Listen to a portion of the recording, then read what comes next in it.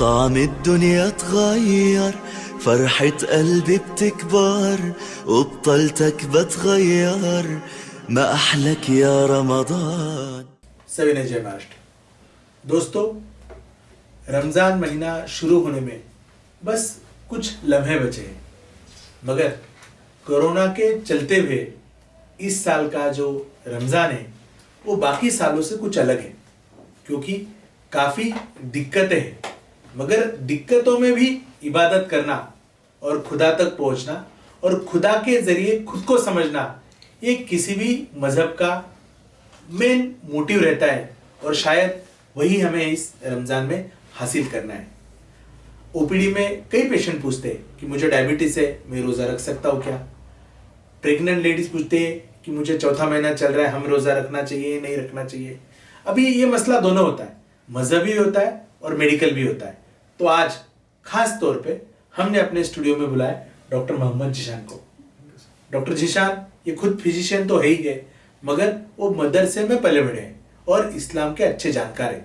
तो ये मेडिकल और मजहब, ये दोनों का कॉम्बिनेशन हम कैसा कर सकते हैं और इस रमज़ान को बहुत अच्छी तरीके से कैसे मना सकते हैं, इसके बारे में उनसे कुछ सवालात हम करेंगे। जीशान जी, मैं आपको पूछना चाहता हूँ कि ये कोरोना वायरस का संक्रमण और इस साल का रमज़ान, इसमें क्या फ़र्क है? बिस्मिल्लाहिर्रहमानिर्रहीम, अस्सलामु अलैकुम। सबसे पहले तमाम आलम इस्लाम को माह रमज़ान की बहुत बहुत मुबारकबाद। जैसे कि आपने सवाल किया कि कोरोना वायरस के मद्देनज़र इस माह रमज़ान को कैसे गुजारा जाए, तो इसके लिए सबसे अहम चीज़ ये है कि रमज़ान खुद ही ये सिखाता है कि हमें अपने घरों में कैसे रहना है, इबादत कैसे करनी है, और इस इबादत के साथ साथ अपने जो मसाइल हैं उन मसाइल को कैसे हल करना है। अगर कोई पेशेंट आता है और उसकी कोई प्रॉब्लम है, जैसे कि डायबिटीज़ का पेशेंट है और उसकी शुगर लेवल बहुत ज़्यादा ऊपर हो रही है या बहुत ज़्यादा नीचे हो रही है, तो उसके लिए कुछ शरई मसले हैं जिनके ज़रिए वो किसी उलमा के पास जा करके इस मसले का हल हासिल कर सकते हैं। रहा मेडिकल पॉइंट ऑफ व्यू से, तो मेडिकल पॉइंट ऑफ व्यू से हमें सबसे पहली चीज़ ये सोचनी होगी कि कोरोना वायरस एक मुहल्लिक वायरस है और ये उन लोगों के ऊपर ज़्यादा असर करता है जिनकी इम्यूनिटी ज़्यादा कमज़ोर होती है। और इम्यूनिटी किन लोगों की ज़्यादा कमज़ोर होती है? डायबिटीज़ के पेशेंट को होती है, ब्लड प्रेशर के पेशेंट्स को होती है, और जो छोटे बच्चे होते हैं जिनके वैक्सीनेशन कंप्लीट नहीं होते, उनकी इम्यूनिटी ज़्यादा कमज़ोर होती है। तो तमाम लोगों से मेरी ये गुजारिश करूँगा कि अगर ऐसे हालात आपके सामने हैं तो आप अपने करीब के जो उलमा हैं उनसे मिलें और उस मेडिकल पॉइंट ऑफ व्यू अपना बता करके उनसे इस मसले का हल पूछें। जैसे कि मुझे पता चला कि अगर कोई इंसान मजबूर है, रोज़ा नहीं रख सकता, तो वो फिदिया अदा कर सकता है। फिदिया का मतलब ये होता है कि जैसे एक रोज़ा हुआ तो उसकी जगह पे कुछ लोग या एक बंदे या दो बंदे का एक रोजे की मुनासिबत से खाना खिला सकता है। तो बहुत बड़ी बात है। यानी आज हिंदुस्तान में 40 करोड़ मुसलमान आबादी है, जो दुनिया की सबसे बड़ी मुस्लिम आबादी है। उसमें से 20 करोड़ लोग भी रोजा रखने के बजाय दूसरे को खाना खिलाए तो हिंदुस्तान का शायद खाने का मसला ही सॉल्व हो जाए। तो ईमान जो है वो सिर्फ भूखा रहने में नहीं है, ईमान अपनी ईमानदारी निभाने में है। ये बहुत अच्छी बात इस्लाम में है और इस्लाम में कई सारी अच्छी चीज़ें, जैसे आप देखेंगे कि इस्लाम में 5 बार नमाज पढ़ी जाती है। शायद मेरे हिसाब से ईशा है, जोहर है, मगरिब है और फिर फजर और जोहर, असर, मगरिब और ईशा, और इसके बाद रमजान में तरावी रहती है। तो इसमें कोई भी आदमी करे जो बगैर इस्लाम है तो उसका एक्सरसाइज भी हो जाता है बहुत अच्छा, और सबसे बड़ी बात है कि वो अपनी जिंदगी के मोटिव से जुड़ा रहता है। हम किस लिए जिंदगी में जी रहे हैं और ये जीने का मतलब क्या है, उससे जुड़ा हुआ रहता है। फिर मैं इस्लाम में देखता हूँ कि रमजान के महीने में लोग एहतिकाफ रखते हैं। एहतिकाफ मतलब 10 दिन लोगों से, दुनियादारी से अलग रहना और खुद के बारे में और इबादत के बारे में सोचना। आज लॉकडाउन ये भी एक तरीके से एहतिकाफी लोगों के लिए। फिर इस्लाम में रमजान के महीने में जिस तरीके से सुबह में सेहरी की जाती है, रात में इफ्तारी की जाती है, फिर सेहरी और इफ्तारी में जिस तरीके से प्रोटीन रिच, मैं तो उसको डाइट के हिसाब से देखूं तो एक प्रोटीन रिच डाइट है जो आदमी को एक तंदुरुस्त होने के लिए बहुत जरूरी है। इस तरीके से आप हमें बताइए कि इस्लाम के ये रमजान महीना है, ये रमजान महीने में कौन सी चीजों को लोगों को अच्छे से फॉलो करना चाहिए और संक्रमण से बचना चाहिए। देखिए, रमजान का जो महीना है ये इबादत का महीना है और इसमें इबादत की जाती है। पूरा साल इंसान अपने परिवार के मसाइल को लेकर के और अपने फाइनेंशियल इश्यूज को लेकर के बिजी रहता है। लेकिन ये एक ऐसा महीना आता है कि जिस महीने में आपको अपनी जो भी फाइनेंशियल आपने जो इकट्ठा किया है वो उन सारी चीज़ों को, आपने जो भी काम किए हैं पूरे साल में, आपने नमाजें छोड़ी हैं, आपने बहुत सारे लोगों की, मैं देखता हूँ कि बहुत सारे लोगों की मदद करनी चाहिए, लेकिन लोग इतने बिजी हो जाते हैं कि उनको दूसरों का ख्याल नहीं रहता। रमज़ान एक यूनिटी सिखाता है, रमज़ान एक मोहब्बत सिखाता है। मेडिकल पॉइंट ऑफ व्यू से भी रमज़ान बहुत ही अहमियत का हामिल है, क्योंकि जब इंसान सुबह 5 बजे उठेगा तो उसकी सबसे पहली शुरुआत अच्छी होगी, उसकी सुबह अच्छी होगी, वो सहरी करेगा। सहरी करने के बाद जब वो नमाज पढ़ने जाएगा तो अगर मेडिकल पॉइंट ऑफ व्यू से देखेंगे तो वो एक बेहतरीन एक्सरसाइज हो गई। एक्सरसाइज होने के बाद अगर हम और उसको रिलीजियस पॉइंट ऑफ व्यू से देखा जाए तो एक इबादत हो गई। फिर आगे बढ़ेंगे तो कुछ देर के लिए इबादत करने को बैठता है। जब वो इबादत करने के लिए बैठता है तो उसका जहन इस पूरी दुनिया से हट जाता है। तो मेडिकल पॉइंट ऑफ व्यू से देखा जाए तो साइकोलॉजिकली, मेंटली तौर पर स्ट्रांग होता है। उसके बाद फिर जैसे जैसे दिन गुजरता है फिर जोहर आती है। तो इसी तरीके से जो 5 टाइम है, इन 5 टाइमों के बीच में दरमियान में आपको अल्लाह रब्बुल इज्जत की इबादत भी करनी है और अपनी जिस्मानी हिफाजत भी करनी है।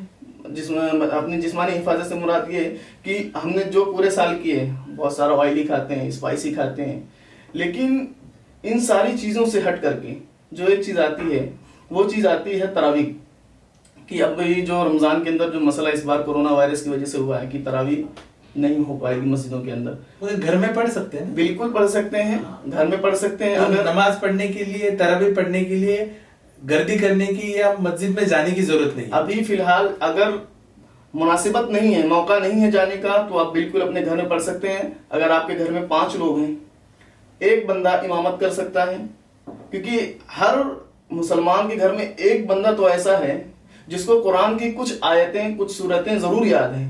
वो उन आयतों और उन सूरतों के जरिए भी तरावी लोगों को पढ़ा सकते हैं। आज तो सोशल मीडिया भी, उसके जरिए भी मैं कई हमारे दोस्तों के शॉप में जाता हूँ तो 24 घंटा वो मक्का मदीना के लाइव चलता रहता है टीवी पे। 24 घंटा कुरान के आयतें वो स्पीकर पे चलाते रहते। तो ये टेक्नोलॉजी भी हमें यानी एक जरिया है, बहुत अच्छी बात है। मगर मेरा भी मुद्दा इसमें रखूंगा कि अभी जैसे मैं गैर इस्लाम हूँ, मगर वहां हर बार मैं शॉप में जाता हूँ, 1 घंटा बैठता हूँ, वेट करता हूँ, सुनते रहता हूँ, तो काफी चीजें मैं भी सुनता हूँ जो आमतौर पे मैं शायद अरबिक नहीं जानता तो मुझे सुनने नहीं मिलता था। बराबर कि नहीं? तो ये फायदा होता है। अभी उसमें और आप ईमान जोड़ देंगे तो बहुत अच्छी बात है। दूसरा एक बात और एक मैं पूछना चाहता हूँ आपको कि जैसे ये ज़कात है, बराबर है, आज के तारीख में इंडिया में बहुत सारे लोग हैं लॉकडाउन की वजह से कि जिनके पास खाने तक के पैसे नहीं है, और हर धर्म में हो, हिंदू है, मुस्लिम है, मगर इस्लाम में एक बहुत अच्छी है कि अपने कमाई का 10% हिस्सा ज़कात देना चाहिए, और वो ऐसे लोगों में देना चाहिए जो जिंदगी जीने के लिए काबिल नहीं है। तो इस्लाम में मैंने देखा है कि बहुत सारा दान धर्म किया जाता है और गरीबों तक को पहुंचाया जाता है। तो इस दरमियान, लॉकडाउन के दरमियान, हम ऐसे लोगों तक कैसे पहुंच सकते हैं जो जरूरतमंद है? इसके लिए सबसे बड़ा अगर कोई माध्यम या कोई जरूरी चीजें हो सकती तो वो ये है कि सबसे पहले इंसान अपने घर को देखे।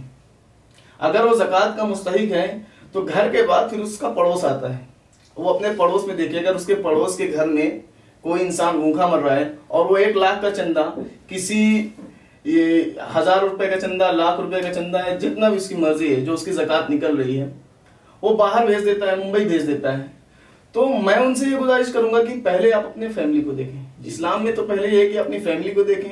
फैमिली के बाद जो आपका पड़ोस है, आप अपने पड़ोस को देखें। अगर आपके पड़ोस के बाद आपके पास, आप अल्लाह ने आपको इतना नवाजा कि आप अपने पड़ोस की बात भी जा सकते हैं, तो फिर आप अपने पूरे विलेज को या पूरे एरिया को देखें, किसी भी गांव को हो, किसी भी देखिए। फिर भी लगता है कि देखो हिंदुस्तान में ये बीमारी है और बीमारी के चलते हुए, महामारी के चलते हुए लोग परेशान हैं, और इन परेशानियों में भी वो लोग अपने राजनीति से बाज नहीं आए जो अपना फायदा देखने के लिए किसी मजहब को टारगेट करते हैं और किसी मजहब की कुछ चीजों को टारगेट करके वो पूरा मजहब ही गलत है, वो लोग ही गलत है, वो दिखाना चाहते हैं। तो अगर कोई अपनी ना हुई गलतियों को या छोटी गलती को बड़ा करके दिखा रहा है तो अपनी जो अच्छाई है वो भी लोगों के सामने जाना चाहिए।